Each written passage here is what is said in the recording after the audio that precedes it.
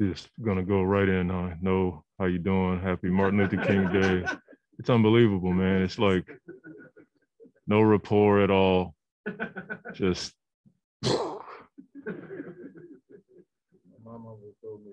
now we get a lesson from his mother, and no, Cam's playing tonight.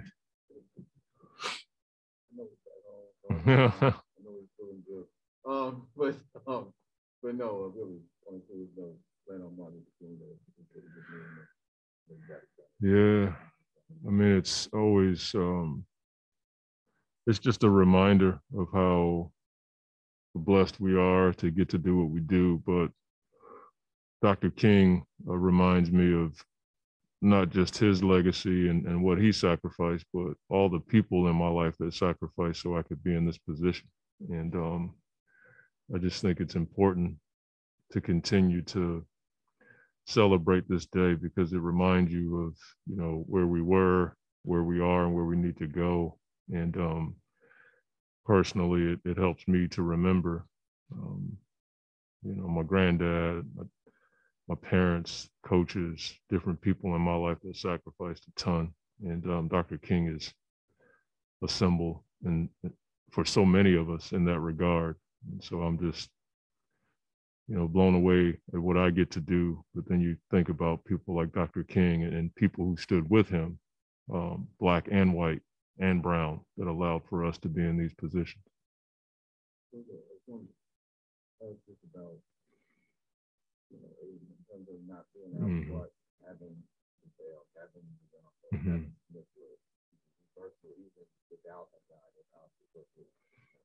Yeah, I mean, it certainly helps.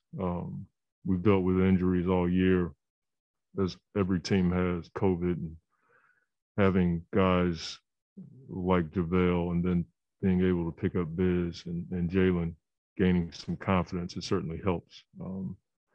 As you said, DA is a versatile big. He does what all of them do, but I think just having the ability to have guys on nights like this, especially on a back-to-back against a team that plays a certain style of basketball consistently and plays hard, you need depth at that position because they come at you in different ways at times.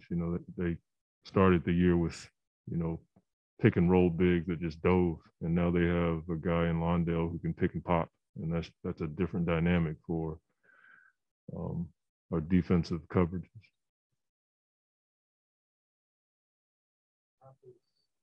Top 9 games, closing in on Don Nelson for the all-time victory record. Was there anything from the early days where you could have seen this coming?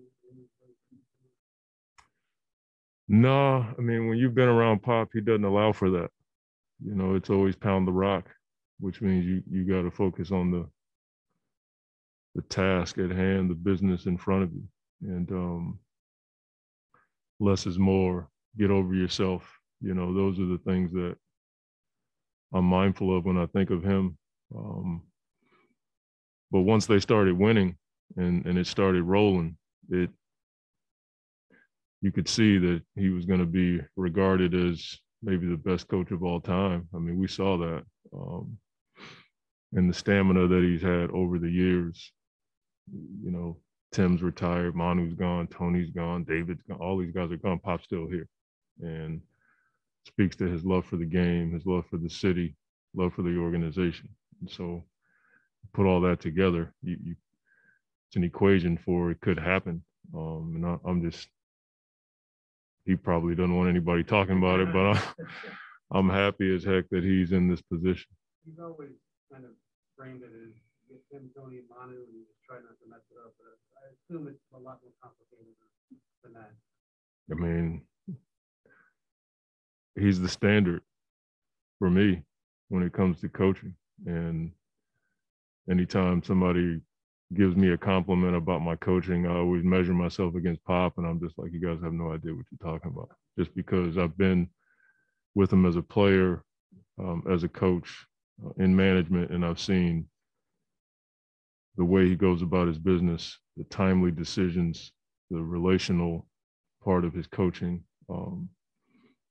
And I've been around a lot of good coaches, Pat Riley, Larry Brown, Doc Rivers, Coach Krzyzewski, Boeheim, and he's always been the standard for me.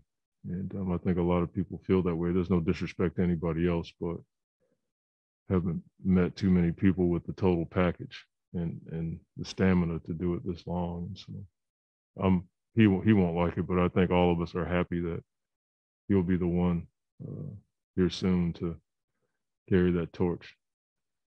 Really good work that started that he doesn't think that the guys have the winning habit that you guys and the Warriors do right at this point of the season. How do you maintain those winning habits, especially when you're having as much success as you are over the course of the season? I mean, it takes a lot of thought to answer a question like that. We obviously work at it.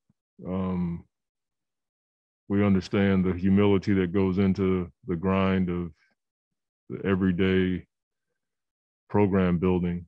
And like I said, I think there's teams that are ahead of us, organizations that are ahead of us that we look at and we're like, we want to, get there someday. And so that keeps you, as I said, humble about what you're trying to do. I think going through what we went through last year and coming up short gave us a level of respect for teams who've done it over and over and over again.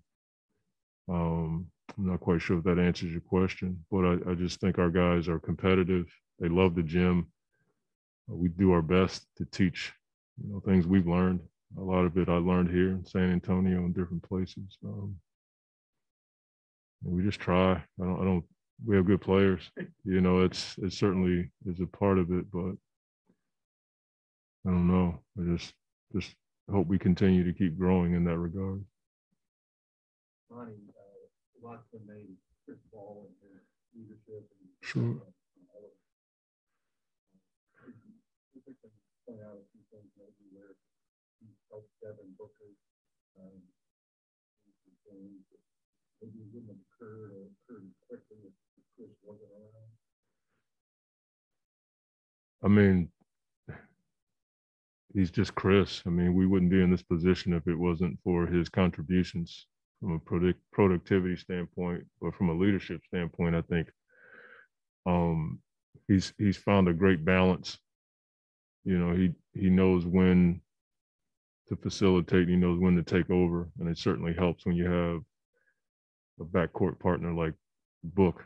And Chris has had, he's played with Harden, he's played with guys who, can get it done in that position. So I think that experience certainly helps.